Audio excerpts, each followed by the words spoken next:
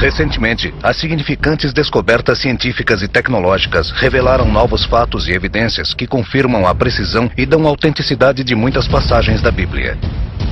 Os Segredos da Bíblia destaca essas novas tecnologias, assim como as recentes descobertas arqueológicas que confirmam as muitas histórias, afirmações e anotações encontradas na Bíblia.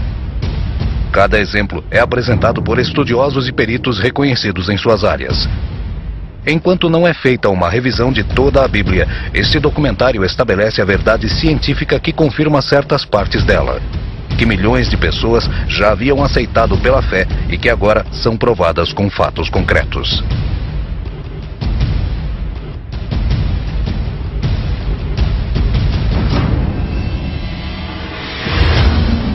A Terra foi criada em um único momento?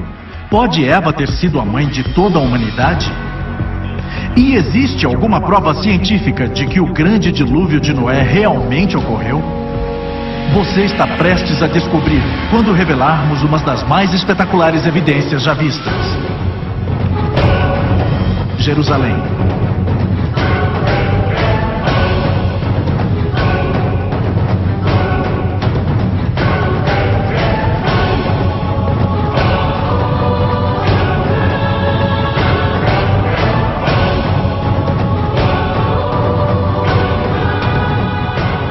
Os Segredos da Bíblia. Espalhado em 3 continentes, em 3 línguas, por 40 autores diferentes durante um período de 1500 anos, nenhuma coleção de literatura antiga é tão lida mundialmente, tão venerada e tão criticamente examinada quanto a Bíblia. Mas serão todas as palavras neste livro histórico as próprias palavras de Deus? As histórias contadas na Bíblia realmente aconteceram? E existe alguma evidência tangível que possamos ter em nossas mãos que prove que a Bíblia é verdadeira? Você está prestes a descobrir.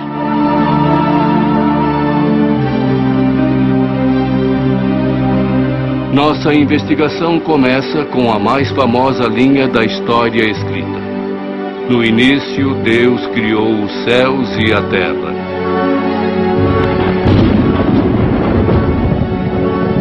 Mas isso é possível?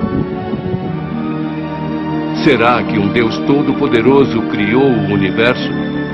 O que a ciência moderna tem a dizer a esta pergunta? Basicamente, temos que acreditar que a matéria sempre existiu ou foi criada. Hoje, as evidências apoiam fortemente a teoria do Big Bang. Imagine por um momento tudo o que existe no vasto universo. Cada cordilheira, cada floresta, todo o corpo de água, todo o planeta distante. Tudo espremido em um pequeno ponto microscópico do começo de tudo. Os cientistas dizem que o universo explodiu e começou deste ponto inicial. Enquanto o universo se expandiu, ele se esfriou. Qualquer coisa que se expande esfria, e neste momento o universo tem uma temperatura de 3 graus acima de zero. Nós detectamos esta radiação como radiação de micro-ondas. Observatórios do Polo Sul medem a distribuição das micro-ondas através do espaço e fornecem informações relativas às mais antigas condições do universo. Então o Big Bang não é uma ideia teórica, é algo que estamos observando e medindo. Então, a melhor evidência científica sugere que o universo começou confirmando as palavras do Gênesis. Existia evidências científicas convincentes de que esse conto bíblico de Adão e Eva é, na verdade, história. Pode cada ser humano do passado, presente e futuro traçar sua árvore genealógica de volta até um homem e uma mulher? E a comunidade científica se refere a este Adão genético que eles encontraram como o cromossomo Y Adão. E eles se referem à mitocôndria do DNA da mulher como Eva. E isto é relacionado na literatura científica como a hipótese do Jardim do Éden. Eles tiraram sequências mitocondriais de um número de diferentes grupos étnicos no mundo inteiro e determinaram que cada um deles descendeu de uma fêmea. Poderia esta fêmea ser Eva, a primeira mulher criada no livro de Gênesis? A evidência é convincente. Você também poderia voltar pelo cromossomo Y e traçar uma linhagem por ele até Adão. E a ideia é basicamente a mesma. Olhando para as diferenças na sequência do cromossomo Y, cientistas realmente pesquisaram isso. Na verdade, muitos deles pesquisaram isso e determinaram que nós todos provavelmente viemos de um indivíduo. Aqui, nossa investigação vai da suposição científica para a carne, o sangue e os ossos da criação. O que é interessante é que o ápice, o clímax dessa criação, a última coisa mencionada é criada. Depois que todo o resto está preparado para ele, vem Adão. E dizem que Adão foi criado da poeira do chão e do sopro de Deus. E o que isso nos diz é que, sim, os seres humanos são uma parte da criação como qualquer outra coisa. E também nos diz que nós temos, e Adão também tinha uma relação especial com Deus. Então Deus criou o homem como a sua imagem. Como macho e fêmea, ele os criou. De acordo com a Bíblia, Adão era responsável por tudo o que tinha na terra e gozava de uma relação íntima com a natureza. Embora Adão vivesse em perfeita harmonia com a natureza, ele não era completo. Quando Adão e Eva se encontraram pela primeira vez, Deus levou a mulher ao homem. E Adão aparentemente ficou surpreso por ter achado um semelhante. É interessante que ele a encontrou depois que ele já havia nomeado todos os animais. Então ele sabia em sua mente que não existia ninguém como ele, até que ele a conhece. Quando Adão foi criado, ele foi criado como um robô. Adão tinha livre-arbítrio, então havia uma questão se ele ia obedecer a Deus ou não. Culturas antigas do deserto valorizam altamente o gosto das frutas. Não é nenhuma surpresa que o livro de Gênesis se utiliza da imagem de uma árvore frutífera para significar conhecimento. Eles estão na árvore do conhecimento sobre o bem e o mal, e é a serpente que se chama de Satanás conquista Eva e a faz cair em tentação. A serpente se utiliza de uma estratégia em sua visita. Ela questiona a confiabilidade do trabalho de Deus. E agora a serpente que está tentando Eva pergunta: será que é mesmo verdade que você não pode comer de nenhuma das frutas do jardim? Então Eva diz: bom, me deixe ver ao certo. Não podemos tocar ou comer da árvore do conhecimento do bem e do mal. E é essa a função da árvore do conhecimento do bem e do mal, da qual Deus falou a Adão para que não comesse dela. Aqui é o ponto dessa questão. Não há nada de mal em comer da árvore do bem e do mal. A questão é: será que Adão vai obedecer a Deus, mesmo quando ele não entender as razões? Ou será que ele pensará que sabe mais do que Deus e comerá a fruta?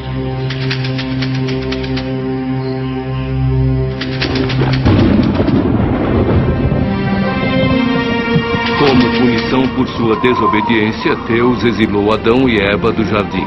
Eles foram forçados a viver fora da proteção de Deus e entrar na realidade cruel, separados de Deus. Utilizando-se de dicas geográficas dadas no Gênesis, quase todos os estudiosos concordam que o Jardim do Éden fica no Iraque.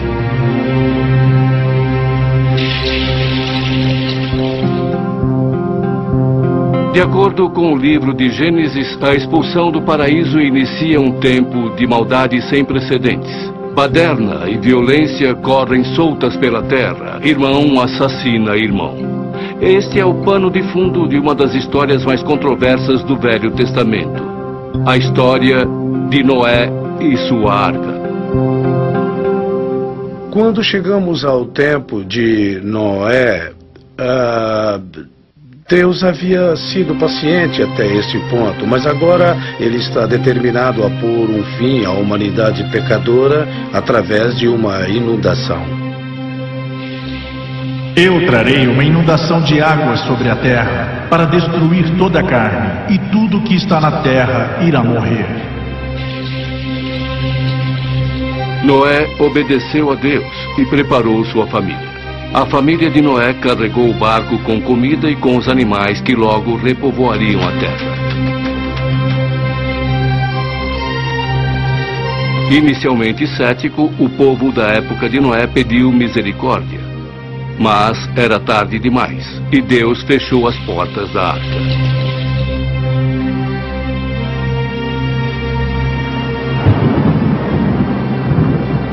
O Velho Testamento usa um cúbito como unidade de medida, e um cúbito mede 66 centímetros, e quando fazemos a conversão sobre o que lemos no livro de Gênesis, nós vemos que a arca era muito grande. Comprimento da arca, 137, largura 45, altura 22. As conversões deixam o tamanho da arca com 137 metros de comprimento, 45 de largura e 22 de altura. Fotos de satélite do Monte Ararat, na Turquia. Mas certamente uma inundação catastrófica deixaria impressões geológicas e antropológicas. Então, para evidências sobre a inundação de Noé, o que realmente procuramos são evidências de processos catastróficos, processos de um cataclismo, operando em uma escala regional, talvez hemisférica ou até escala global. E quanto mais procuramos, é isso que encontramos. Uma coisa que podemos esperar são bilhões de coisas mortas, enterradas em camadas pedregosas sob a água por toda a Terra. E é exatamente o que encontramos em registros geológicos. Um registro de muitas coisas enterradas subitamente, incluindo animais muito grandes enterrados por inteiro. Como a teoria da inundação global se encaixa com sítios geológicos como o Grand Canyon? Contamos coisas diferentes sobre sua história. Da forma como o evolucionista aprendeu a pensar, como eu fui ensinado a pensar, como todos nós aprendemos a pensar em nossa educação. Que o processo presente se encaixa em tudo. Então você vê este canyon de 28 quilômetros e aqueles pequenos rios lá embaixo. E aquele rio está, suponho, fazendo alguma erosão. No ritmo atual, o rio levaria milhões e milhões de anos para cavar o Grand Canyon. Mas a criação pode ser uma ideia diferente. Ela propõe, parece para todo mundo, que um volume muito maior de água passou por aqui rapidamente, cavando esse buraco. Esta seria a grande inundação da época de Noé. A interpretação dessas informações pode ser apoiada? Aliás, até meus colegas evolucionistas reconhecem hoje que o Rio Colorado nunca poderia cavar um canyon como este. A mecânica de erosão está toda errada. Simplesmente não cavaria um canyon como este. E eles também chegaram à conclusão de que um enorme volume de água correndo por aqui há muito tempo cavou este canyon rapidamente. Isso é consistente com os documentos bíblicos que relatam a grande inundação da época de Noé.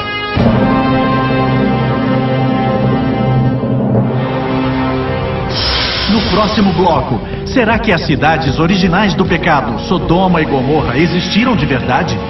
E existem fantásticas profecias científicas no livro de Jó? O filho de Adão. Caim inventou a agricultura. Ele foi também o primeiro a ser assassinado. O livro de Gênesis. Os segredos da Bíblia. O Gênesis descreve Deus como brando quanto à ira, porém rápido e decidido em julgamento. Talvez nenhuma história do Velho Testamento demonstre a intensidade da cólera de Deus mais vividamente do que a tragédia de Ló e sua família. A história de Sodoma e Gomorra é sobre pecado e sobre punição. É sobre Deus decidindo que ele já teve o suficiente sobre a justiça e maldade e ele agirá, destruindo tudo. Após uma briga territorial com seu tio Abraão, Ló decidiu levar sua caravana para fora dos portões de Sodoma e Gomorra, um lugar conhecido por seus costumes terrivelmente pecaminosos. Por fim, Ló se dirigiu à cidade, mesmo Deus enviando mensagens de que Sodoma e Gomorra seriam devastadas por causa de seus pecados. Ló sofreu muito em Sodoma. Aqui estava ele entre todas essas pessoas que, como conta as histórias, eram muito más com os estrangeiros. Ele é um estrangeiro querendo se adaptar, mas sem obter sucesso. Podemos aprender com essa história. Então, quando os anjos vieram resgatá-lo, o resto da cidade o perseguiu. A família de Ló fugiu em pânico. Temos esta pequena informação de que a esposa de Ló decide olhar para trás, talvez em arrependimento ou pensando se realmente queria deixar aquele lugar, e ela se transforma num punhado de sal. A explicação mais óbvia para a destruição de Sodoma seria um evento sísmico. Um grande terremoto que liberou um monte de matéria. A Bíblia fala de muito fogo que acaba incendiando Sodoma. As evidências nesse sítio são de que os prédios estão queimados. Os arqueólogos acreditam que as ruínas de Sodoma e Gomorra descobertas a sudeste do Mar Morto estão sobre uma linha falha. As evidências sugerem que os prédios começaram a queimar pelos telhados. Os geólogos vão mais adiante. A pressão de um terremoto pode ter emitido betume e enxofre, substâncias presentes na área. A densa fumaça relatada por Abraão era compatível com o fogo de tal material. Sodoma e Gomorra são citadas em literaturas secundárias, todas entre o período do Segundo Templo e no período do Novo Testamento. São mencionadas especificamente no Gênesis Apócrifo, um dos pergaminhos do Mar Morto.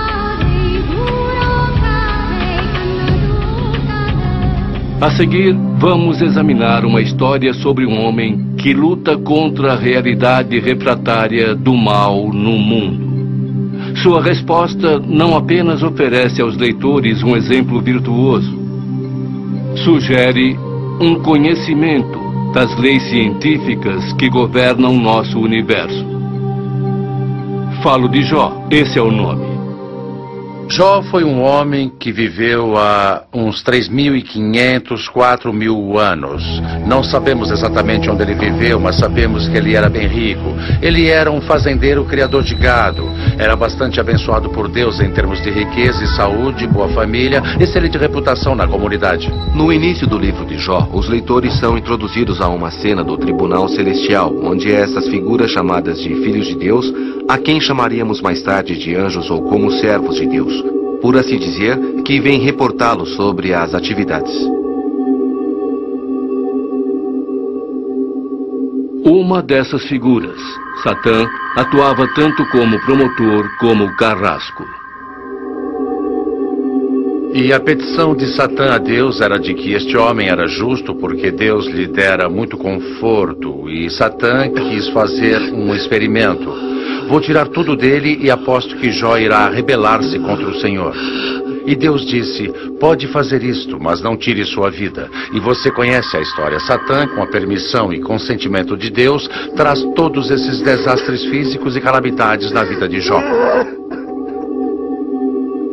Então ele perde suas propriedades, perde sua família, perde sua saúde. É levado ao estado mais inferior. Terá Deus me abandonado? Ou pelo menos parece que sim. Por quê?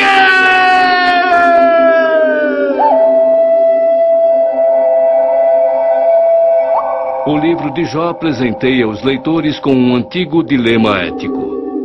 Por que coisas ruins acontecem a pessoas boas? Crentes em Deus podem passar por grandes sofrimentos, dificuldades e provações. Suas vidas podem ser destruídas. Isso não significa necessariamente que eles tenham feito alguma coisa de errado, ou que Deus os está julgando, trazendo provações ou dificuldades. Mas na verdade é a forma de Deus moldar o caráter das pessoas. O livro de Jó não só expressa valiosas verdades morais. Alguns cientistas acreditam que ele fala de futuras descobertas científicas. O livro de Jó fala sobre o começo do universo. E como um começo além da matéria, espaço e tempo. É o primeiro livro da Bíblia que fala sobre a expansão do universo. Foi Fred Hoyle, o famoso astrônomo britânico, que primeiro falou que a Bíblia é fantástica sobre o que diz a respeito da cosmologia. O passado do universo pode ser reconstituído a um começo da matéria, energia, espaço e tempo. Como um livro escrito há muitos séculos antes do advento da ciência moderna, poderia conter uma informação tão intrigante.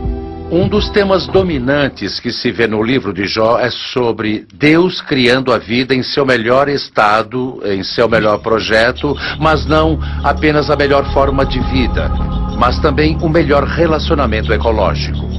Em outras palavras, ele cria carnívoros para se relacionarem com herbívoros, para que os carnívoros só possam matar os fracos, os doentes e moribundos, ou quem o molesta, e não de forma que eles possam matar qualquer animal.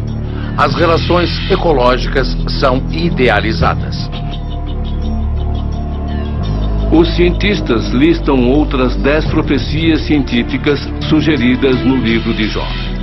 Elas cobrem assuntos nos campos da meteorologia, oceanografia, o estudo de animais pré-históricos e fósseis.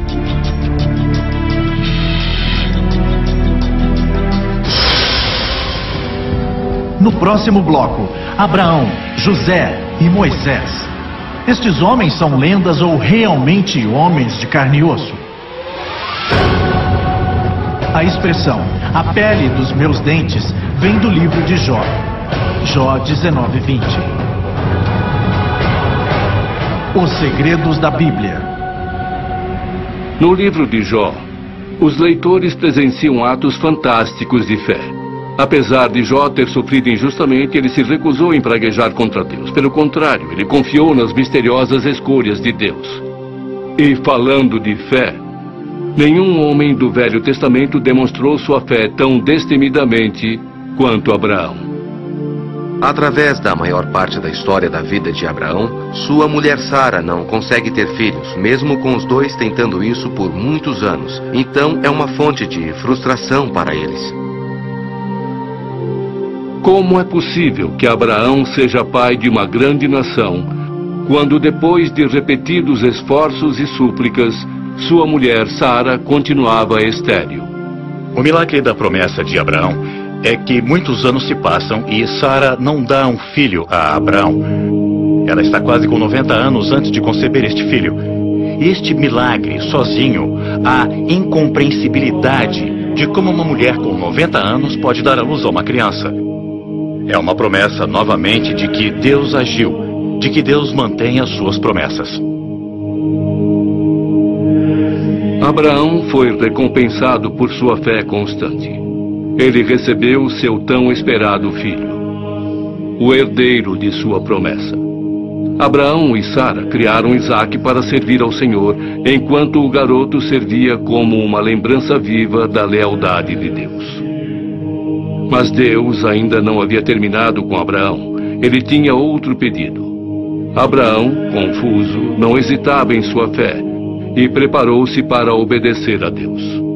Satisfeito com a fé de Abraão, Deus interveio para fornecer um substituto. Abraão, não encoste um dedo no menino. Agora eu sei que teme a Deus, porque você não negou o seu filho a mim. Seus descendentes serão tão numerosos quanto as estrelas.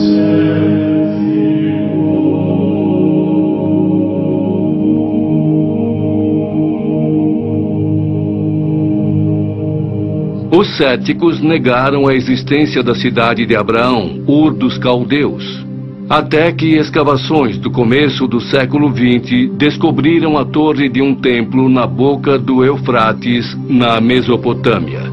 E o nome Abraão aparece em registros da Mesopotâmia. Agora, um dos descendentes mais famosos de Abraão é José, filho de Jacó.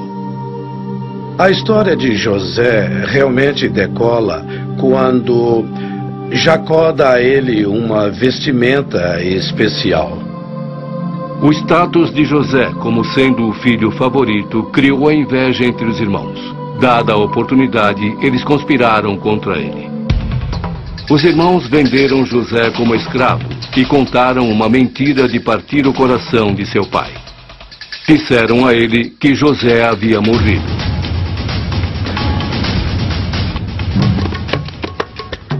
Chegando ao Egito, José foi vendido aos serviços de Potifar, um oficial do alto escalão do Egito. José progrediu servindo a Potifar, até que a esposa deste revelou apetite por José.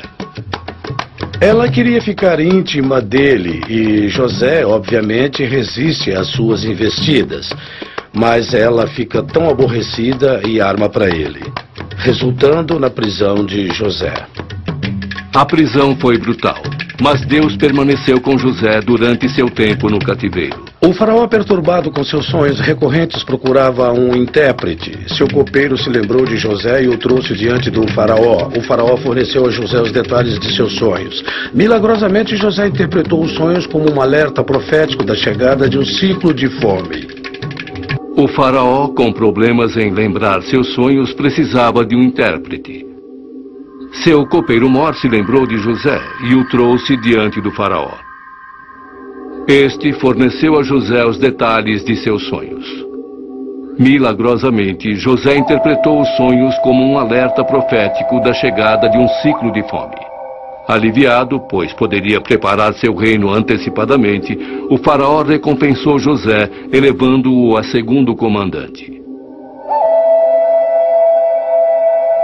Alguns críticos questionam a história de José, sustentando que um estrangeiro nunca alcançaria um posto tão alto na corte egípcia. Mas os mais antigos dizem outra coisa. Sabemos de pessoas de origem estrangeira adotando costumes egípcios, chegando ao topo da pirâmide da administração egípcia. A história de José é ainda mais fascinante por ele ser um hebreu vivendo em um mundo egípcio. Mas ao longo do tempo, muitas gerações egípcias se esqueceram dos bons trabalhos de José.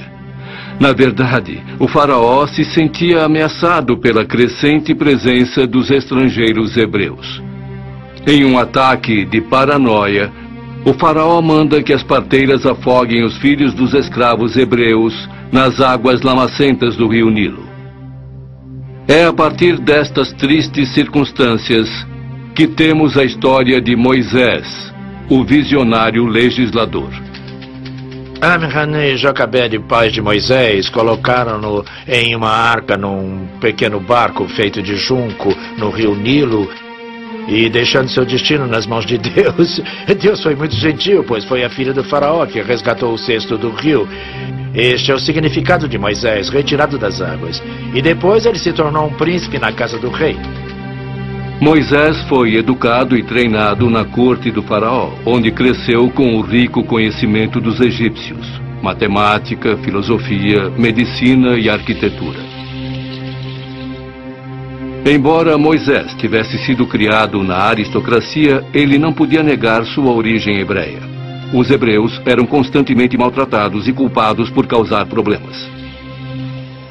Um dia, Moisés presenciou um momento que mudaria sua vida. Onde está o seu Deus?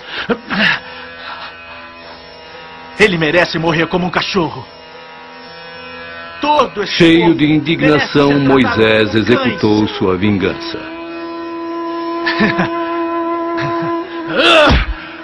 Impressionado, Moisés escondeu o corpo e seu crime sob a quente areia do deserto. Moisés era um homem marcado, é claro, agora que ele havia matado este oficial. Então ele foi à península do Sinai. Após passar 40 anos no Sinai, escondido como um pastor, Moisés teve um encontro com o divino.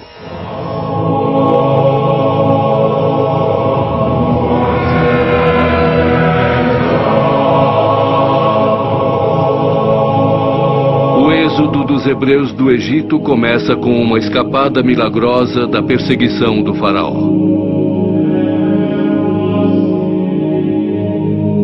A fuga da escravidão para a terra prometida é marcada por desrespeito e desobediência a Deus.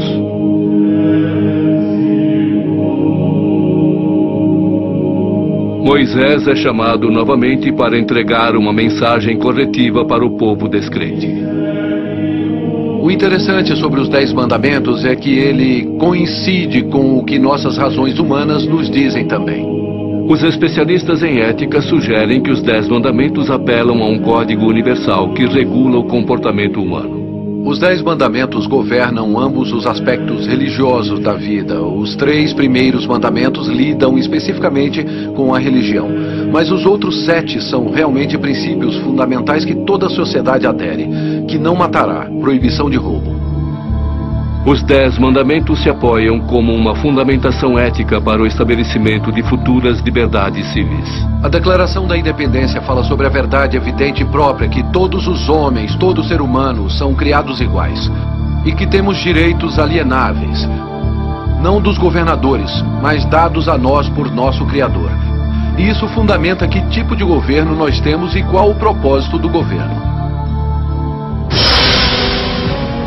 No próximo bloco, quem foi o grande herói Sansão? E será que ele fez as coisas inacreditáveis que a Bíblia diz que fez?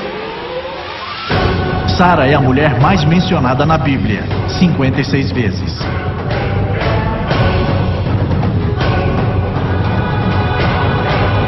Os segredos da Bíblia.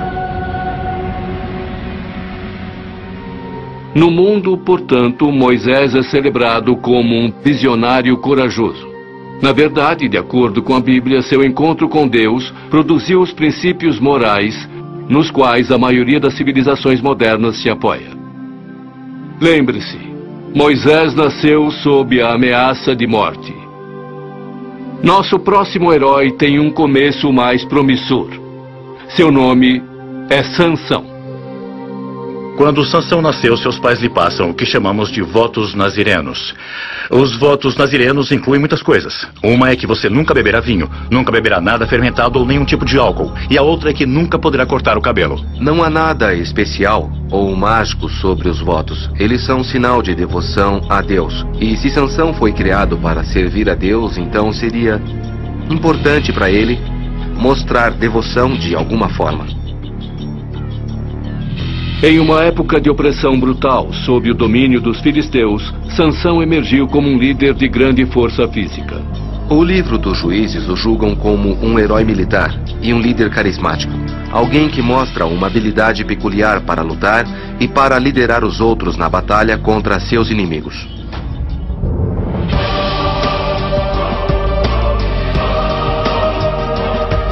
Sua força física rivalizava com sua fraqueza moral. Sansão tem um outro vício. E este vício é que ele ama as mulheres filisteias, o que era proibido na antiga Israel. Mas ele as ama. E a mulher que ele mais ama é Dalila.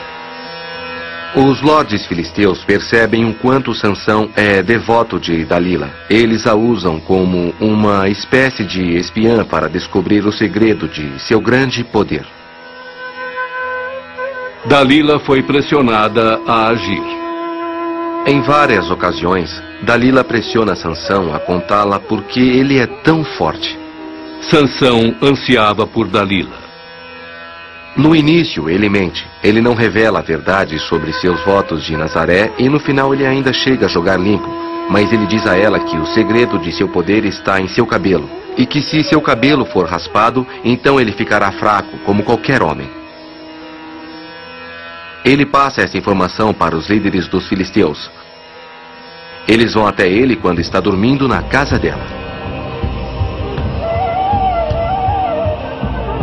Sansão então perde sua força sobrenatural, sua força dada por Deus.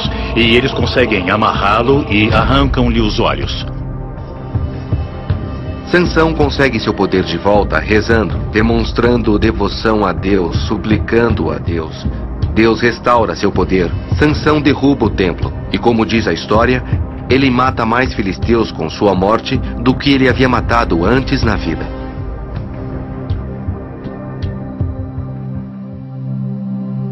A busca de Sansão por prazer lhe custou sua liberdade. Mas as cordas dos filisteus não podiam amarrar sua determinação.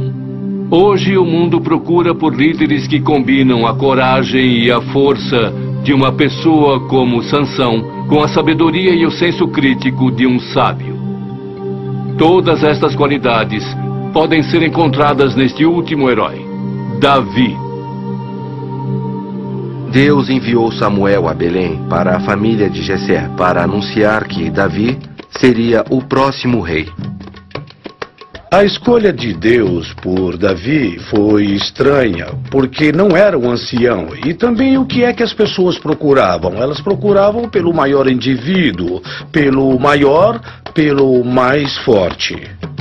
Davi logo teria a oportunidade de se provar competente como líder. E claro, essa é a famosa história de Davi e Golias. Davi novamente está de volta com as ovelhas, enquanto seus irmãos estão no exército lutando contra os filisteus. Mas os filisteus eram superiores tecnologicamente a Israel.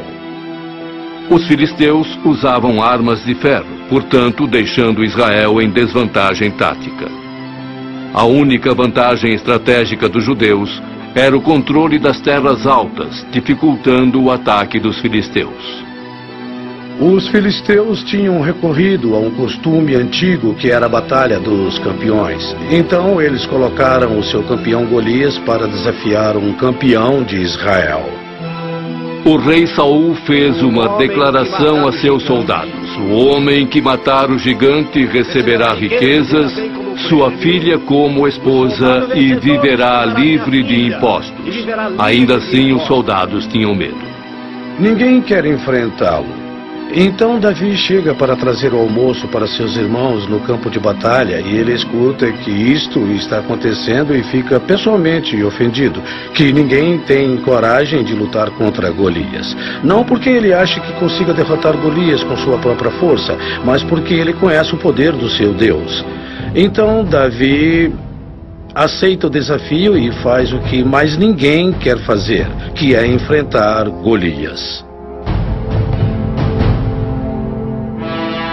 Davi se jogou aos pés do destino divino. Agora Davi utilizou uma espécie de estilingue, uma funda, e imaginamos crianças brincando com estilingues, mas estas são armas de verdade. Os exércitos utilizavam estas armas e dentro do exército de Israel, os guerreiros benjaminitas eram peritos no uso da funda.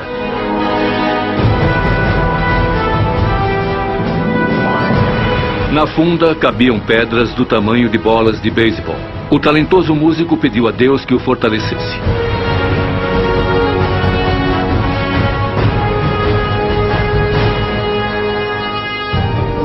Os céticos discutem há muito tempo que Davi era uma lenda inventada por um bando de nômades inconsequentes. Até 1993, quando arqueólogos escavando no norte de Israel descobriram uma laje de pedra onde o nome de Davi está inscrito. Sendo, portanto, a primeira referência arqueológica de Davi fora do Velho Testamento.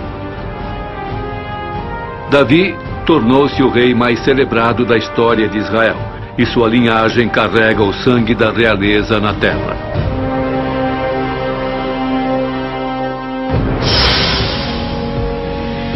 No próximo bloco, o que os cientistas escavaram nos anos 60 que prova a precisão da Bíblia? O primeiro livro da Bíblia, Gênesis, vem da palavra grega que significa início.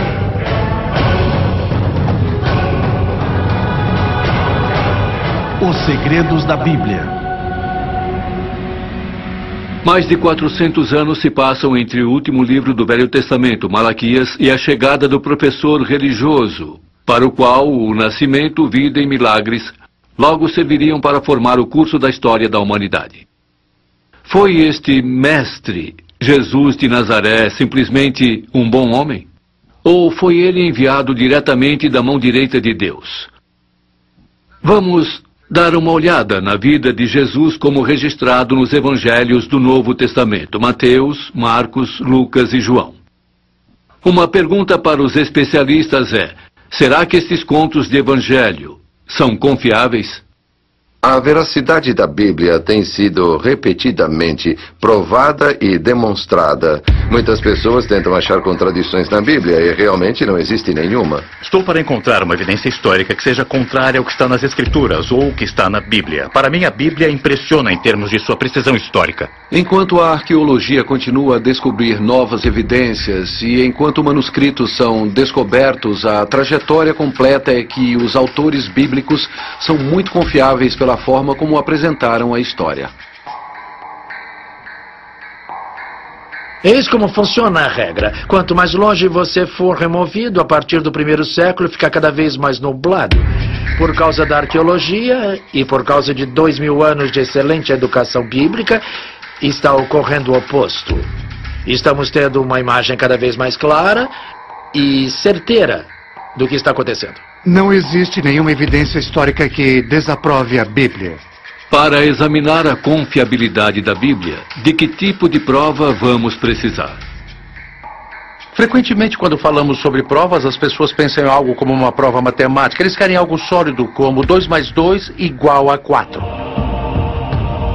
Mas evidências históricas não somam da mesma forma que um problema de matemática. Evidências na história frequentemente se apoiam na qualidade do testemunho. Então a pergunta deve ser feita: como conseguimos essas histórias sobre Jesus? De onde elas vieram? Todos concordam que houve um período de oralidade quando estes evangelhos foram passados oralmente de comunidade para comunidade, boca a boca se preferir, sem ser escritas ainda. Este processo levou algumas décadas. Mas foi em um contexto judeu de que eles estavam acostumados a recitar orações que eles haviam memorizado. Se essa história sobre Jesus e seus ensinamentos não tivesse sido importante, estaria perdida há muito tempo. Então eles passam essa tradição. As pessoas ouviram Jesus contar uma história, eles ouviram fazer um milagre, eles lembraram, eles compartilharam, eles reviraram essa história em suas cabeças. A descoberta dos pergaminhos do Mar Morto nos anos 60 forneceram aos estudiosos a oportunidade de medir a precisão das cópias. Os pergaminhos, que acredita-se que sejam do 1º século depois de Cristo, contêm um trecho do livro de Isaías do Velho Testamento. Estudiosos compararam o fragmento de Isaías com a próxima cópia disponível do século IX. Os resultados são impressionantes. Em 99,9% o mesmo texto nos dois. Então essa ideia de que as cópias têm escrituras diferentes simplesmente não funciona. É um argumento sem valor. Existem notas não bíblicas de Jesus. Isto é muito importante. Mas estudiosos já demonstraram que você pode pegar a história básica de Jesus sem precisar olhar o Novo Testamento. Para surpresa de alguns, Jesus também é citado em outros textos religiosos. Quando olhamos em um campo maior da religião e consideramos as escrituras do mundo islâmico, o Alcorão, ou do mundo judeu, o Talmud Midrash, descobrimos que Jesus também é mencionado nestas escrituras.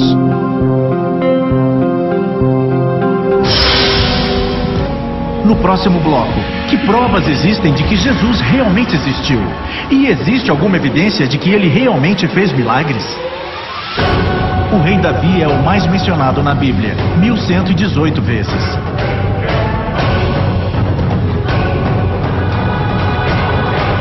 Os segredos da Bíblia. Agora, desviamos nossa atenção para o conteúdo dos evangelhos. Que tipo de pessoa eles retratam? O que eles nos dizem sobre o próprio Jesus? Os evangelhos são biografias, mas não são biografias no senso moderno. Biografias modernas dependem de uma narrativa em primeira pessoa, gravações de áudio, gravações de vídeo e escrituras deixadas para trás pelo sujeito. Para que tipo de pessoa a veracidade da Bíblia tem sido repetidamente provada e demonstrada?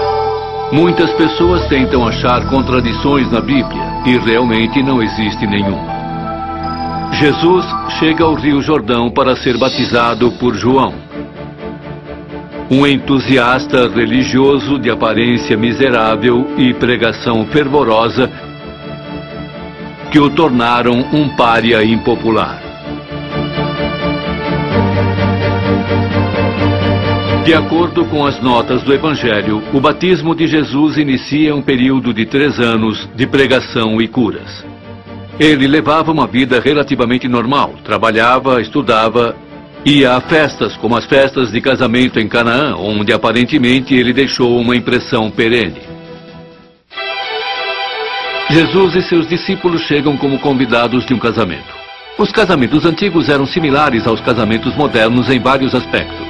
Existe um senso muito forte de reciprocidade nos casamentos antigos. Pessoas davam presentes valorosos para esta nova noiva e casal e eles esperavam por uma grande festa em troca. Maria, mãe de Jesus, responsável pela comida, se depara com uma verdade vergonhosa. Acabou o vinho. Mas a resposta de Jesus dá uma dica de seu propósito divino. Então ele diz aos garçons para encherem estas jarras de pedra com água. Ele não diz para desviarem o olhar ou para saírem dali enquanto ele faz surgir um frasco ou uma poção e joga dentro da água. Ele simplesmente diz: está bem, podem começar a servir o vinho. E a água vira vinho.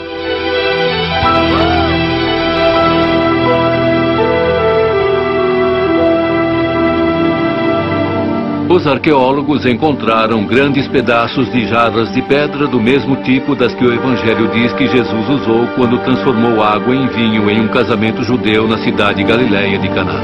Acredita-se que esta igreja em Canaã é o local em que Jesus fez seu primeiro milagre. No próximo bloco, o que arqueólogos descobriram que definitivamente prova que uma das mulheres mais notáveis da Bíblia realmente existiu. Matusalém é a pessoa mais velha que já existiu. Ele morreu com 969 anos. Livro de Gênesis. Os segredos da Bíblia. Os evangelhos nos dizem que enquanto Jesus andava pela região curando os defeituosos e pregando o perdão dos pecados, um plano maligno contra seu primo João Batista estava se desenrolando. João Batista, aparentemente, havia ofendido Herodes Antipas, o governador da Galileia, e Heródias, sobrinha e nova esposa dele, ao denunciar publicamente a relação deles como algo inadequado. Então Heródias conspirou com sua filha Salomé para silenciar João Batista de uma vez por todas. A celebração do aniversário de Herodes forneceu a ocasião perfeita para seu plano malvado. Evidentemente, o show montado foi tedioso. Então, sua querida segunda esposa Herodias, para esquentar as coisas, pôs sua filha dançarina Salomé para fazer uma dança sensual, o que evidentemente virou a cabeça de Herodes. Então ele disse: peço o que quiser que será seu, mesmo que seja metade do meu reino. Então Salomé, ao invés de fazer o óbvio e pedir metade do seu reino, pediu pela cabeça de João Batista, que estava na prisão do palácio. Herodes cumpre sua promessa ao levar para Salomé e sua mão Heródias a cabeça do profeta. Igualmente fascinantes escavações arqueológicas recentes dão luz à confiabilidade desta história do Evangelho. O Novo Testamento também nos dá uma evidência importante sobre Herodes Antipas, em conexão com a história sobre a decapitação de João Batista, que aparentemente aconteceu aqui. Essa história é lendária, mas o palácio de Antipas e a dança de Salomé aconteceu exatamente aqui, nessas ruínas. Eu vou lhes mostrar. Nós encontramos o pavimento. A escavação feita no norte de Israel em 2006 provou ser histórica. Talvez vocês sejam a primeira equipe de câmeras a tirar fotos dela, a primeira mesmo, a primeira da história. Agora, quando escavamos o apoio da Basílica do Hall de recepção, ficamos completamente surpresos em achar restos do primeiro século depois de Cristo, mesmo no começo do primeiro século, e achamos um lindo chão de mármore feito com cores diferentes, e nós datamos através de jarras e moedas para o século I. Já que todo mármore era tão caro e como todo o mármore vinha dos palácios herodianos, estou quase convencido que este chão era parte desse famoso palácio. A construção do Palácio de Antipas, este foi o cenário da famosa dança de Salomé.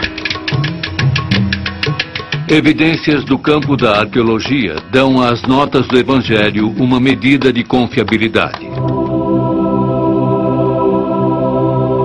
De acordo com os evangelhos, Jesus continuou a pregar e demonstrar seu poder sobre a natureza. Ele usava este poder para amenizar o sofrimento das pessoas que acreditavam em sua mensagem. Jesus era um pregador itinerário, que frequentemente movia-se de cidade em cidade para espalhar sua palavra. De acordo com o evangelho, sua jornada o levou ao tanque de Siloé. Cego de nascença, um homem visitou Siloé na esperança de receber um milagre.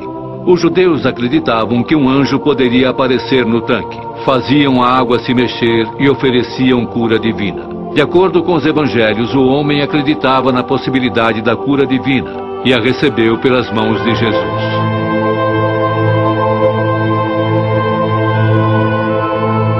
Mas existem evidências de que tal lugar existiu? Bem, agora as grandes e boas notícias. É somente um pouco mais longe, descendo as colinas em Siloé, nos subúrbios do sul de Jerusalém. Eles descobriram, é claro, a magnífica entrada da piscina. Os evangelhos descrevem Jesus exercendo autoridade sobre vários aspectos da natureza. Cada milagre que Jesus fazia aumentava o seu perfil e convencia mais ainda os seus discípulos de que ele era o Messias. Dentre os milagres de Jesus, um dos mais espetaculares é quando acalma a tempestade. Um dia, Jesus e seus discípulos estavam no mar da Galileia. Embora conhecessem o mar, uma terrível tempestade pôs os discípulos em um pânico amedrontador. No meio disso, os discípulos estão em pânico. As ondas estão batendo no barco e eles ficam com medo de que o barco irá se partir. Eles se apressam em acordar Jesus. Jesus se levanta para acalmar a tempestade e o medo dos discípulos.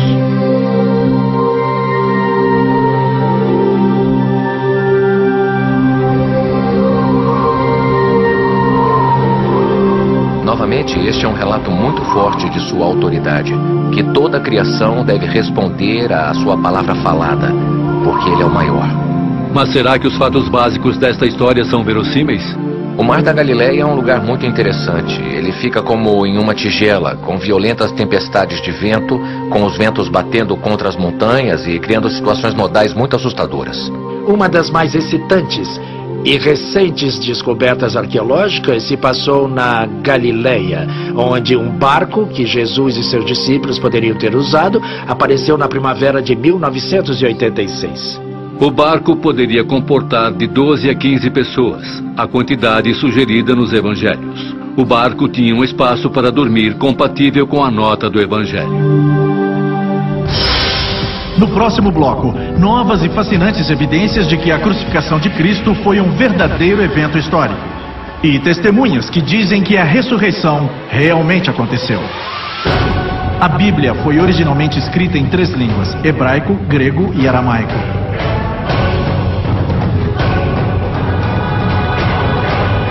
Os segredos da Bíblia. O evento trágico dos últimos dias da vida de Jesus confere com os rascunhos dos profetas do Velho Testamento. A paixão de Cristo, como é chamada, cativou bilhões de pessoas por séculos com sua descrição de partir o coração das últimas horas de Jesus na Terra. Com o passar dos anos, muitos se tornaram céticos sobre a história da paixão. Alguns dizem que são apenas personagens infames e que Pôncio Pilatos e o grande sacerdote Caifás nunca existiram. Outros sugerem que a ressurreição foi uma elaborada mentira. O que dizem nossos especialistas?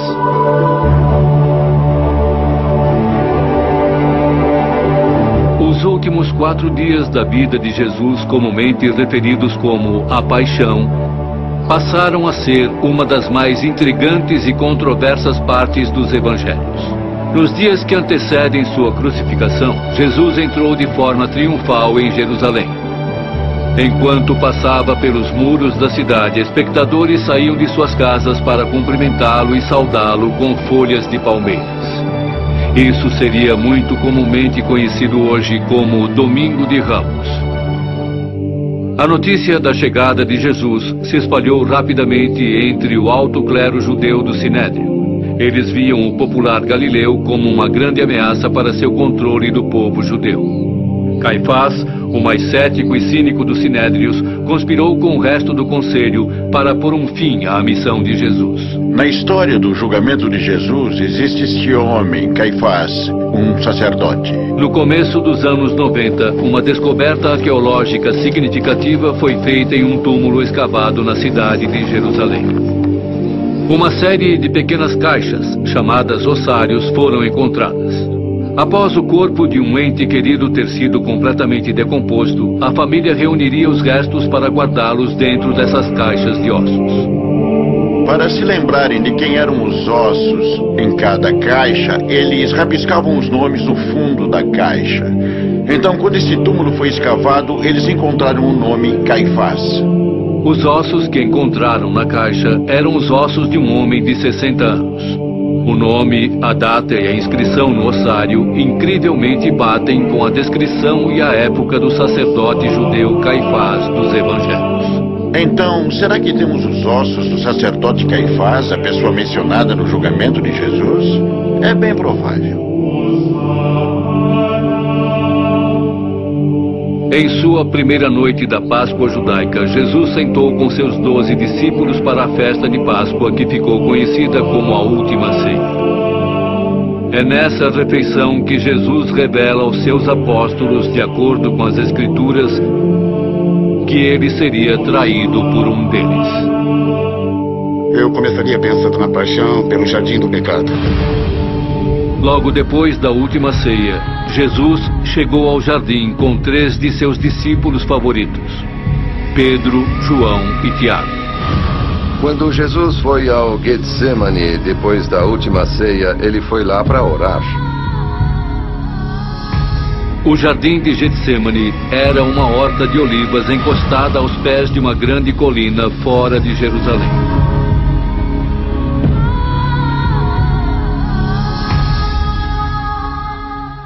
Enquanto os discípulos dormiam e Jesus orava na noite, Judas se encontrou sozinho no jardim com um soldado enviado pelo Sinédrio.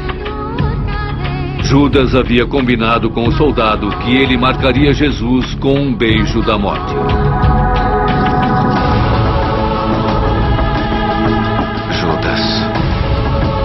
Prendam-no!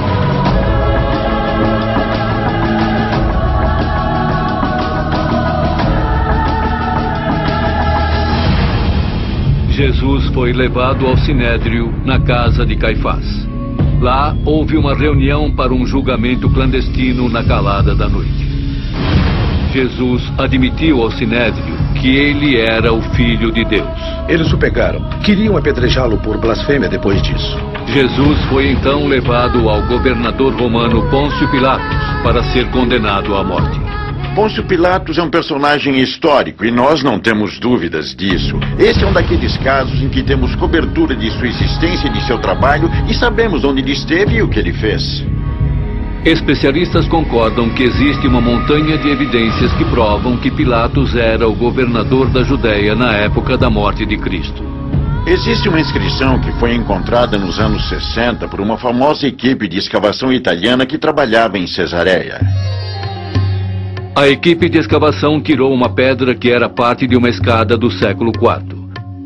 Entretanto, quando eles viraram a pedra, viram que ela tinha sido reutilizada e que era, na verdade, do século I. Quando eles a viraram, encontraram parte de uma inscrição, e nessa inscrição você pode ler claramente a palavra Pôncio Pilatos, mostrando que ele era o governador da área. Uma das funções de Pilatos era a produção de moedas para a região. Também havia moedas da época de Pôncio Pilatos. Sabemos as datas em que ele foi governador da Judéia e sabemos as datas dessas moedas. Então, colocando essas duas coisas juntas, sabemos que temos moedas que foram feitas por Pôncio Pilatos. Por muitos séculos, nenhum registro de onde Jesus foi julgado antes de ser crucificado havia sido descoberto. Mais tarde descobriu-se que ele ocorreu na Torre Antônia, o quartel-general da milícia romana em Jerusalém. Foi aqui que Jesus foi condenado à tortura.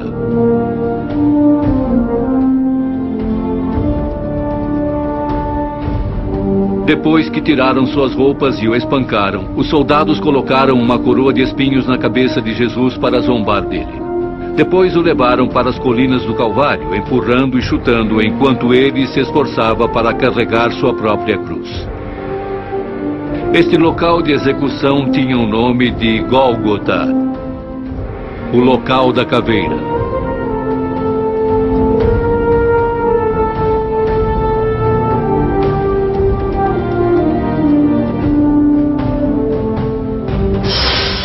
No próximo bloco, poderia Jesus ter sobrevivido à sua brutal crucificação e meramente fingiu voltar à vida?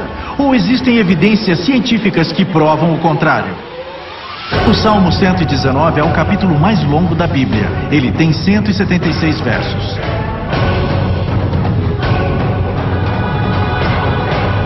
Os segredos da Bíblia. Todos vimos a crucificação de Jesus, retratada dramaticamente em pinturas, peças de teatro e também em filmes. Mas como alguém passa por esta forma tradicional de execução bárbara? Temos muitas evidências literárias de crucificações. Jesus não foi a única pessoa a ser crucificada. Era uma prática relativamente comum. Era uma execução horrível e costumava ser usada para o que era considerado um crime horrendo. A cruz usada na Palestina na época era mais parecida com o que chamam de cruz alta, e o que ele carregava seria a madeira horizontal apenas. A parte vertical já estava no chão.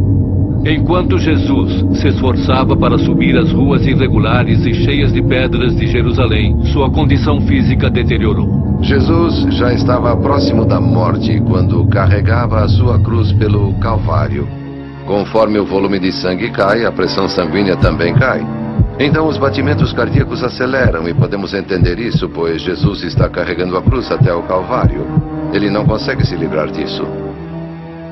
Quando Jesus chega ao topo da colina, foi jogado ao chão, e seus braços foram esticados contra a madeira horizontal e pregados na cruz. Ao contrário das crenças populares e descrições da crucificação, os pregos utilizados para prender Jesus na cruz não foram pregados na mão. Um prego atravessado na mão não aguentaria o peso do corpo. Ele rasgaria a pele e Jesus cairia da cruz. Eles eram fincados na base da mão, bem abaixo do que chamamos de palma. Assim não haveria forma de a pessoa se libertar. Não só o pulso era um bom local de ancorar, era também uma forma de maximizar a dor, pois um grande nervo passa pelo túnel carpal dentro do pulso. Este prego, ao atravessar, esmaga o nervo mediano, o que causa uma dor torturante, porque é pior do que bater o seu cotovelo ou um osso sensível. Isso não é nada comparado com o que aconteceria se você imaginar só batendo contra o cubital. O quanto seria pior se você pegasse um alicate e esmagasse o cubital. Toda vez que Jesus se endireitava para cima para aliviar o peso de seu corpo para que pudesse respirar, o prego pressionava o final do nervo, causando uma dor incrível. Conforme os romanos levantavam sua cruz e a encaixavam no chão, todo o peso dele era suportado por seus pulsos naqueles pregos. Literalmente é uma experiência excruciante. E a palavra excruciante, ela vem do latim ex crucio e significa fora da cruz, ex crucio. Assim, a dor envolvida é muito grande. Para ter certeza de que o homem permanecesse na cruz e para ficar ainda mais difícil para ele subir para respirar, os romanos pregaram seus pés à madeira vertical da cruz. Arqueólogos fizeram uma fascinante descoberta quando acharam o ossário, ou caixa de ossos de um homem com uns 20 anos, chamado Yohanan. A idade do carbono encontrado nos ossos provaram que Yohanan viveu e morreu na mesma época de Jesus. Quando começaram a tirar os ossos da caixa para organizá-los, eles encontraram algo muito incomum. No osso do tornozelo deste homem havia um prego de 20 centímetros atravessado, e havia porções de madeira mostrando que esse prego havia atravessado também uma madeira. Esta descoberta arqueológica forneceu aos historiadores evidências físicas de crucificações do século I. O processo inteiro é planejado pelos romanos para causar a maior quantidade de dor, a maior quantidade de humilhação. E é, na verdade, a mais horrível forma de execução feita pelo homem.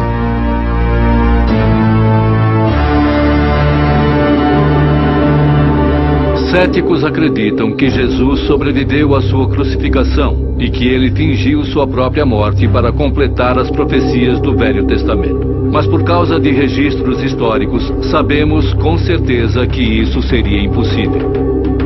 Algumas pessoas tentam dizer que Jesus desfaleceu na cruz e, de alguma forma, saiu da cruz vivo. Em primeiro lugar, se uma pessoa que estava sendo executada pelos romanos não morresse ao final do processo, os responsáveis pela execução seriam eles próprios executados. Em segundo lugar, de tudo o que acabei de descrever do processo, Não havia qualquer possibilidade de que ele pudesse sobreviver a isso. Ele estava absolutamente, positivamente morto quando foi retirado da cruz. Qualquer ideia de que ele sobreviveu é completamente absurda.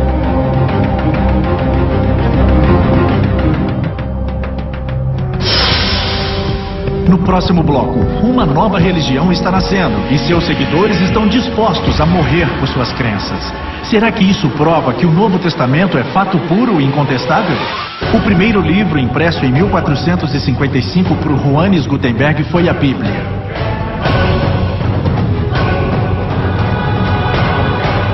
Os segredos da Bíblia.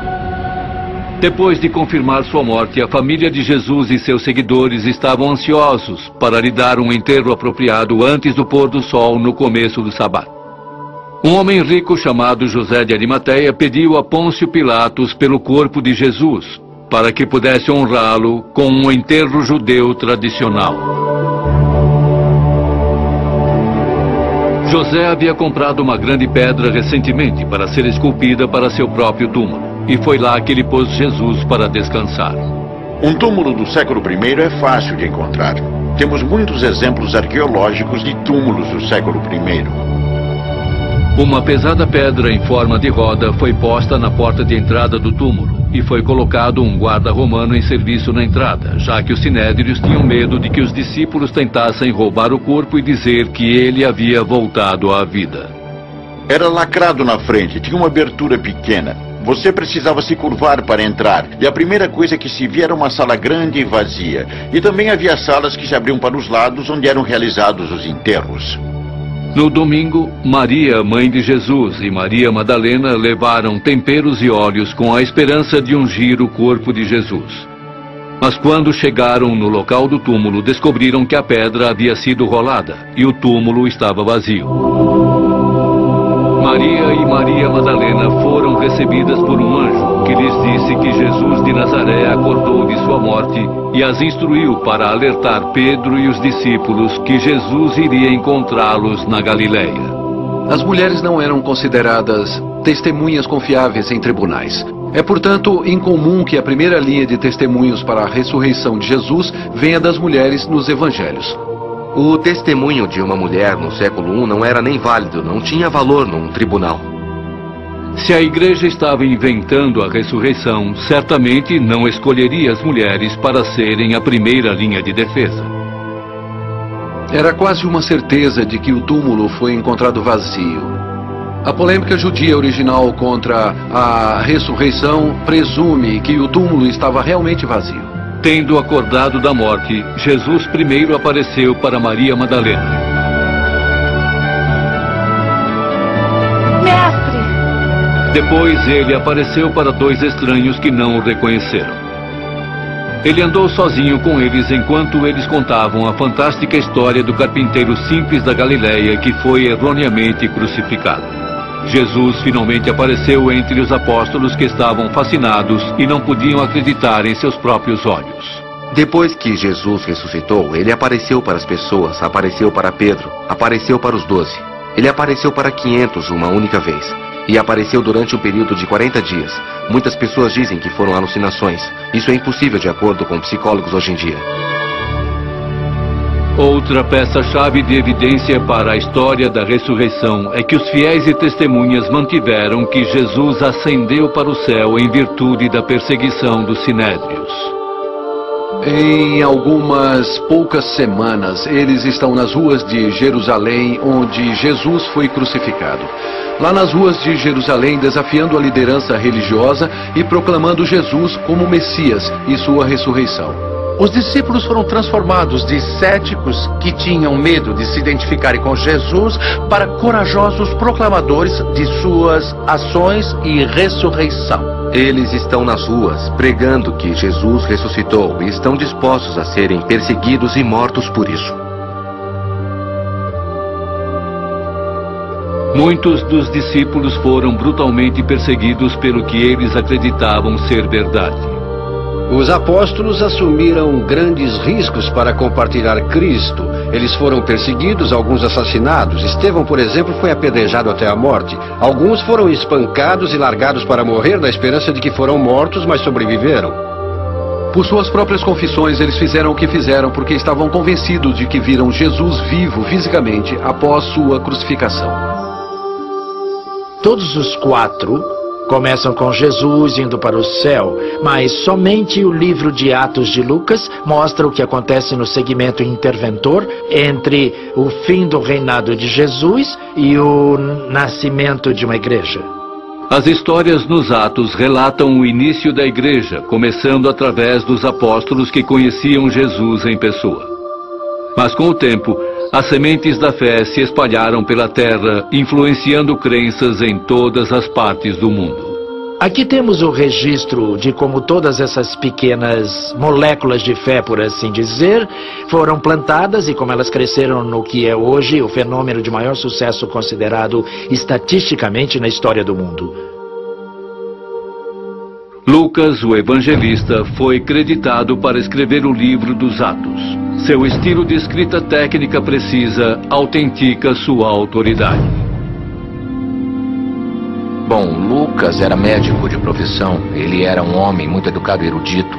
E se você olhar para a linguagem de Lucas e seus atos, verá na verdade uma classe grega. O fantástico sobre o livro dos Atos é o realismo absoluto. É história de primeiro escalão. Mas podemos realmente acreditar no que Lucas nos diz?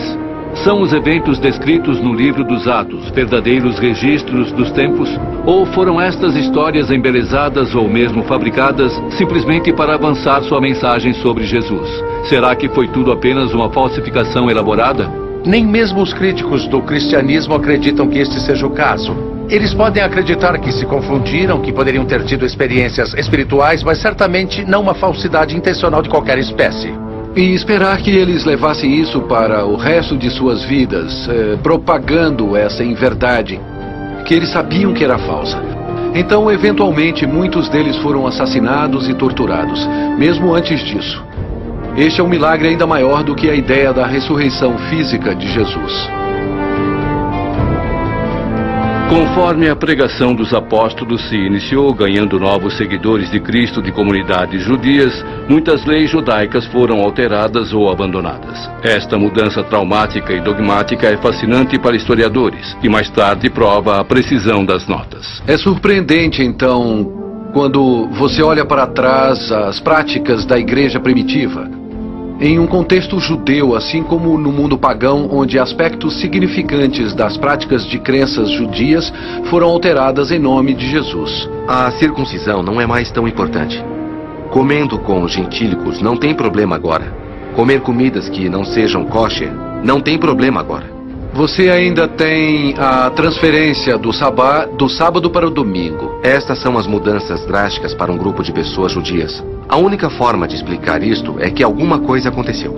Será que este fenômeno de conversão judaica dá crédito às Escrituras? Muitos acreditam que essas mudanças só seriam possíveis se Jesus tivesse ressuscitado realmente. Seria um tanto inexplicável se Jesus tivesse continuado no túmulo. Faz muito mais sentido os judeus fazerem essas mudanças enormes se realmente eles o encontraram vivo após a morte. Algo teria de ter acontecido nesse tempo de proporções monumentais. Embora sua mensagem estivesse mudando vidas, os apóstolos logo aprenderam que espalhar os evangelhos tinha um preço. Não demorou para a perseguição aos cristãos começar. Assim como Cristo sofreu para tornar o evangelho possível, os apóstolos sofreram para tornar o evangelho disponível. Eles foram terrivelmente perseguidos pela postura que estavam tendo em relação à ressurreição de Jesus.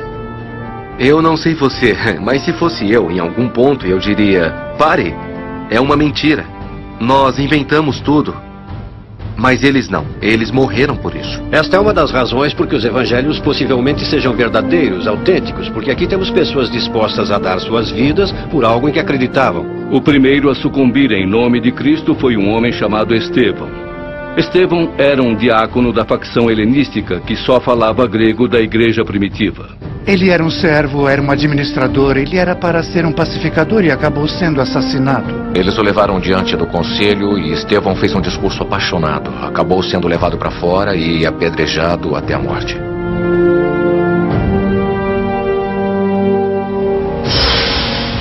No próximo bloco, existe prova de que o monstro assassino Paulo viajou para Malta e Roma?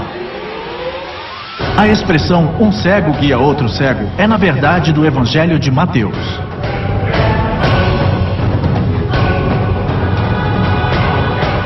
Os segredos da Bíblia. Este conto de um mártir tem uma virada peculiar. Um dos perseguidores de Estevão, um homem presente em sua execução, se tornaria um dos membros mais importantes da igreja primitiva e o foco do livro dos Atos. Ele era um fariseu de Tarso e para os primeiros cristãos era o símbolo da crueldade e da intolerância. Seu nome era Saulo. Ele era um verdadeiro homem de carne e osso da história. E acredita-se que escreveu uma grande porcentagem do Novo Testamento. A paixão de Saulo pela lei judaica o induziu a ter ódio dos apóstolos e de tudo o que eles apoiavam. Sua perseguição aos cristãos o fez famoso e seu método brutal o fez infame. Ele era conhecido pela igreja antiga como um perseguidor sedento por sangue. O biógrafo de Paulo, Lucas, diz a mesma coisa. Para deter a difusão da mensagem de Jesus, Saulo resolve acorrentar os cristãos e transportá-los para Jerusalém como prisioneiros. Seu cerco teria começo na cidade de Damasco. Então ele estava viajando para Damasco e quase chegando na cidade, de repente uma luz veio dos céus ao seu redor e ele caiu no chão e ele escutou uma voz que dizia: Saulo, por que está me perseguindo? E ele disse: quem é você? E a voz disse: sou Jesus, que você está perseguindo. Mas levante-se, vá à cidade e lá será dito o que você deve fazer. Então ele se levantou, mas percebeu que estava cego e que tinha que ser levado até a cidade. Eles passaram pela casa de Judas na rua chamada Direto. Aí o chefe cristão de Damasco, chamado Ananias, que foi requisitado para batizá-lo, e é claro que Ananias deve ter dito: você só pode estar brincando, senhor, este é o chefe dos perseguidores. Mas depois o senhor explica a ele que ele seria missionário dos pagãos, então ele o batiza. Batizado por Ananias, Saulo voltou a enxergar. Mudou seu nome para Paulo e dedicou o resto de sua vida para Cristo. Ele desafiaria as convicções religiosas que antes ele havia lutado tão brutalmente para proteger. Mas foi esta conversão dramática plausível? Foi a visão de Cristo ressurreto a razão por trás da mudança repentina de Paulo? Alguma coisa o fez mudar de maior inimigo para maior patrocinador do Evangelho. Explicar o porquê ele faria isso é muito difícil. Fora qualquer teoria de esquizofrenia ou qualquer outro tipo de problema psicológico. De acordo com historiadores, o local retratado na conversão de Paulo está lá até hoje. Você pode ir para Damasco e ainda ver a rua chamada Direto. Em árabe é chamada de Darbi al-Mustaqim, o caminho reto. Eles ainda te mostram o que é suposto ser a capela de Ananias, onde Saulo voltou a enxergar. Apesar das perseguições e mal-entendidos, os apóstolos seguiram em frente. E, com o tempo, sua mensagem converteu muitos corações. Igrejas começaram a aparecer em todos os lugares e suas comunidades se reuniam para adorar o novo Messias. Mas aqueles novos cristãos ainda tinham algumas perguntas sobre Jesus e seus ensinamentos. Eles não sabiam como suas vidas deveriam ser conduzidas, como deveria ser sua fé. Mesmo recebendo isso por uma tradição antiga, é bom ter alguns escritos que os lembrem e os reforcem. Às vezes havia grandes discussões teológicas explodindo na igreja. Todos os apóstolos enfrentaram esses problemas de frente, carregando uma série de mensagens que se tornaram o livro de epístolas. Essas mensagens ministeriais se provaram tão eficazes quanto os próprios evangelhos. As cartas, as epístolas, foram escritas para responder perguntas muito práticas que estavam surgindo em várias igrejas a respeito de como levar uma boa vida cristã. No próximo bloco, artes antigas são evidências da jornada descrita na Bíblia de Paulo para Malta. Jesus chorou é o verso mais curto da Bíblia.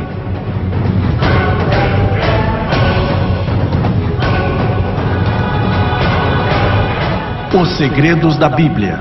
À medida que as cartas e ensinamentos dos apóstolos se espalharam pelo mundo antigo, as sementes do cristianismo germinaram. Mas o destino de Paulo estaria longe de ser florido. Como Estevão antes dele, sua incansável pregação sobre a morte e ressurreição de Jesus trouxe para si sua prisão, julgamento e execução. Mas não antes que Paulo viajasse para cá, a ilha de Malta, onde, de acordo com a Bíblia e historiadores, ele fez algumas de suas façanhas mais milagrosas.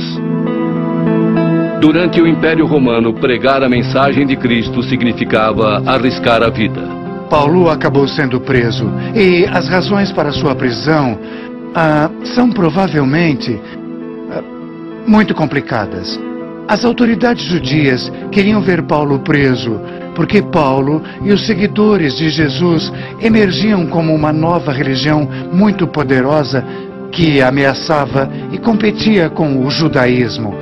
Os romanos queriam que Paulo fosse preso porque lembravam que o fundador do cristianismo, Jesus, foi julgado e morto como criminoso. Então Paulo foi preso pelo que chamaríamos de razões religiosas e também políticas. Mas mesmo quando as portas da cela se fecharam para ele, o ministério de Paulo não terminou. Ele continuou escrevendo cartas e pregando o evangelho para qualquer um que o ouvisse. Ele poderia falar até com mais autoridade, escrevendo da prisão, porque agora ele era um prisioneiro de Cristo. Ele não tinha nada para lucrar pessoalmente, mas apenas a privação e sofrimento adicional de proclamar o evangelho da prisão. Descobertas arqueológicas recentes em Israel atestaram os detalhes das cartas de Paulo na prisão e até o próprio desenho de sua cela.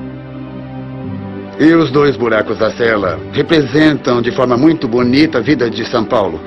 Em Cesareia, na prisão, foi um choque encontrá-la, foi uma linda descoberta. Porque pode explicar como São Paulo conseguiu escrever suas cartas na prisão. Essas ruínas dão vida às cartas de Paulo, confirmando a descrição de seu cativeiro e reforçando a autenticidade de sua história. As janelas são viradas para a rua, do outro lado do muro, o que significa que os prisioneiros recebiam sua comida e mantimento de seus parentes e amigos do lado de fora.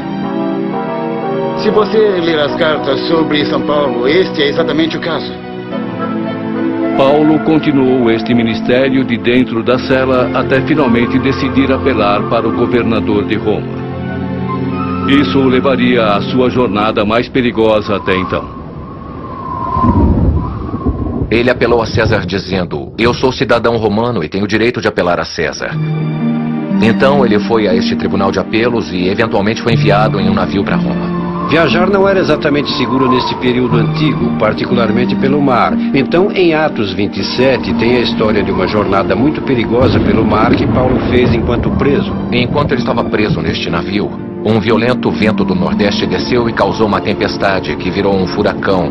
E havia os marinheiros de temporada que estavam no barco e que estavam muito assustados, com medo e convencidos de que iriam morrer. Mas então Paulo tem uma visão e um anjo diz a ele: "Não se preocupe, Paulo, todos aqui irão viver." Então o barco bateu contra pedras da ilha de Malta. Todos se seguraram a pedaços de madeira, remaram até a costa e todos sobreviveram. E esta profecia se realizou. Enquanto os tripulantes do navio fizeram sua apresentação, Paulo começou a espalhar sua mensagem para a comunidade maltesa. Vivendo neste lugar, conhecido hoje como a Gruta de São Paulo, ele pregou os evangelhos para os insulanos que nunca haviam tido ensinamentos cristãos antes. Paulo se aproveita de seu tempo ocioso, digamos assim, e prega e proclama o evangelho. O povo maltês ficava enlevado com as palavras de Paulo. Mas suas façanhas os assombravam mais ainda. As Escrituras dizem que Paulo começou a curar todos os doentes da comunidade, e ele próprio sobreviveu a uma picada mortal de cobra bem diante dos olhos de todos. Mas esta não foi a única marca deixada para trás. Estudiosos dizem que esta imagem, um retrato do menino Jesus e Maria, foi pintada pelo apóstolo Lucas durante sua estada com Paulo na ilha. Peregrinos que visitaram este lugar o chamaram de Gruta de Nossa Senhora por séculos. Muitos afirmam que esta pintura é prova inegável de que os discípulos desembarcaram aqui. Mas o que quer que seja que as relíquias signifiquem, não há como negar a influência de Paulo na ilha de Malta. A conversão da comunidade maltesa demonstra o verdadeiro poder da fé. Mas o obstáculo final de Paulo, nem mesmo um homem como ele poderia superar. Até sua chegada em Roma, ele estava vivendo confinado, cumprindo 2 anos de prisão. Agora Paulo iria a julgamento diante do imperador Nero. E como testamento final de sua fé extraordinária, Paulo seria executado por decapitação. E as relíquias daquele sacrifício, a coluna da decapitação e o osso do braço de Paulo, são guardados aqui na igreja de São Paulo, em Malta. Os paroquianos desta igreja, junto com todos os cristãos de Malta e de todos os lugares onde a influência de Paulo se espalhou, são testemunhos vivos para a vida deste santificado discípulo de Jesus. A influência de Paulo no cristianismo moderno não pode ser subestimada. O que temos de dizer é que, sem Paulo, nós não conheceríamos o cristianismo e a igreja como são hoje. Os Atos e as Cartas dos Apóstolos são mais do que uma coleção de missões e missivas. Eles fornecem evidências concretas amarradas a registros históricos e geográficos que provam a validade das jornadas dos discípulos e a fé que os fez passar por obstáculos surpreendentes. Em meio àquelas perseguições, as igrejas são estabelecidas e tornam-se, em um período muito curto de tempo, uma força dominante na história mundial. Estes escritos não são apenas importantes para a história. Passando por séculos, impérios e línguas, os Atos e as Cartas dos Apóstolos mantêm-se vivos e causam impacto até os dias de hoje. Contrariando os detratores da Bíblia, recentes descobertas científicas forneceram, na verdade, mais evidências para apoiar a autenticidade e precisão da Bíblia, ao invés de desacreditá-la. Foi a ciência que me fez reconhecer que um Criador deve existir. A veracidade da Bíblia tem sido repetidamente provada e demonstrada. Muitas pessoas tentam encontrar contradições na Bíblia, mas realmente não existe nenhuma. De acordo com os depoimentos de nossos especialistas, parece que a Bíblia é, na verdade, rica em fatos e pode muito bem ser precisa historicamente. Contudo, a pergunta permanece. As histórias da Bíblia devem ser contadas como sendo história ou como lenda. Somente você pode decidir. Entretanto, a nossa busca pela verdade nunca terá um fim. Como a própria vida, ela deve continuar. Obrigado pela companhia.